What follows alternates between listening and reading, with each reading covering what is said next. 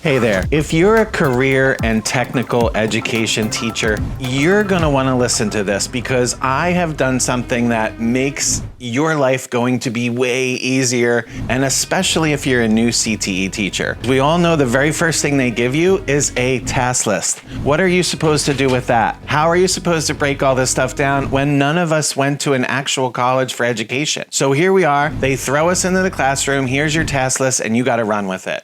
And it's not as easy as you think, and most of us burn out for that specific reason in the first 3 to 4 years. So here's all I'm telling you to do. I build an app. It's called Blueprint-CTE, and all you're gonna do is upload your task list into the software. You're gonna get to a point that looks like a dashboard, almost a calendar. You're gonna create your block, which is your first lesson, and then you're gonna drag your 2 task lists or 3 task lists into the block and click Generate Lesson Plan.